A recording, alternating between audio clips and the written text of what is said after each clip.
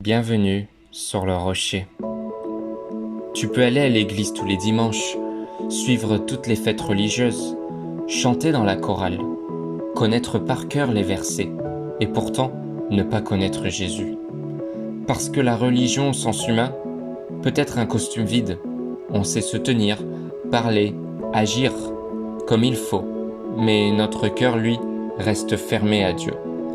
Ce que Dieu cherche, ce n'est pas que tu fasses bonne figure spirituellement. Ce n'est pas ta performance religieuse, ni le nombre d'œuvres que tu accumules. Il cherche une foi vivante, une relation réelle, un cœur brûlant d'amour pour lui. Et cette vérité-là, elle dérange. Elle dérange ceux qui préfèrent rester dans une foi confortable, routinière, mais qui n'implique pas de transformation profonde. Quand Jésus est venu sur terre, il n'a pas passé son temps à condamner les pécheurs qui cherchaient Dieu, mais à confronter les religieux qui se croyaient justes par eux-mêmes. Matthieu chapitre 23 est un coup de tonnerre spirituel. Vous honorez Dieu des lèvres, mais votre cœur est loin de lui. C'est comme si Jésus disait « Vous avez la forme, mais pas la vie ». La religion humaine, c'est souvent un système qui met l'accent sur l'extérieur, les gestes, les habitudes, les traditions, ce que les autres voient. Mais la foi vivante, elle, s'intéresse au cœur. Elle ne se contente pas que tu paraisses bien. Elle veut que tu sois transformé de l'intérieur vers l'extérieur. La différence ? La religion te dit « fais ceci pour plaire à Dieu ». La foi vivante dit « aime Dieu et laisse-le changer ta vie ».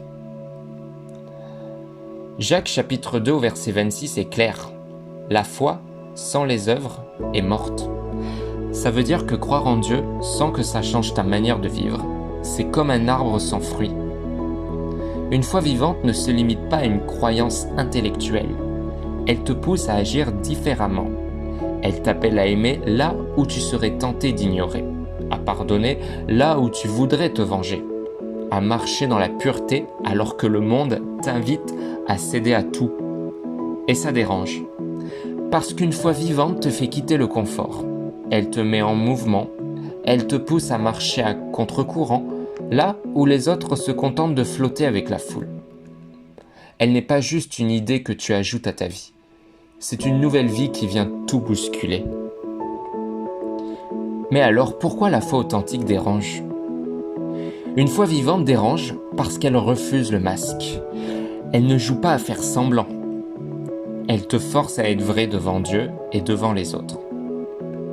Elle met en lumière les compromis, les zones d'ombre qu'on préfère cacher, les habitudes religieuses qui ne mènent à rien si le cœur n'y est pas. Et ça dérange aussi, parce que quand tu choisis de suivre vraiment Jésus, tu deviens un rappel vivant pour ceux qui ont choisi la tiédeur. Ta vie devient un miroir qui montre qu'une autre manière de vivre est possible. Une foi authentique te pousse à choisir Dieu plutôt que la foule, l'obéissance plutôt que la popularité, la vérité plutôt que le confort. Et ça, c'est radical. Jésus dit à Nicodème dans Jean chapitre 3 au verset 3 « À moins de naître de nouveau, nul ne peut voir le royaume de Dieu ». C'est un choc.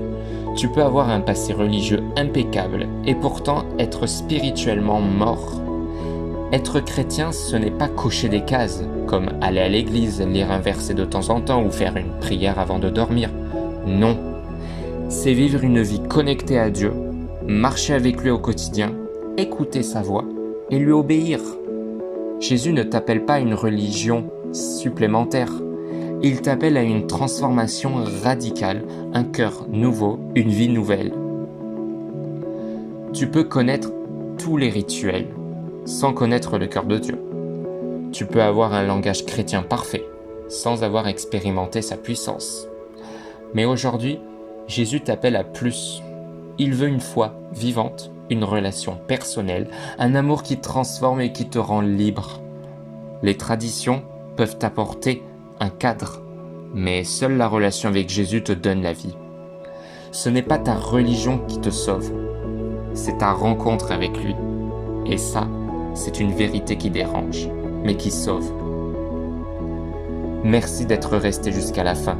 Si ce message t'a parlé, Ne le garde pas pour toi. Partage-le à quelqu'un qui a besoin de comprendre que la foi n'est pas une religion morte, mais une relation vivante avec Jésus.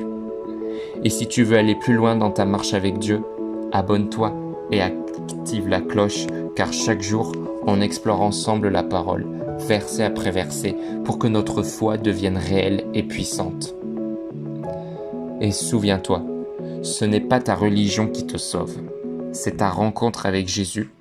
Alors cherche-le, parle-lui et laisse-le transformer ta vie.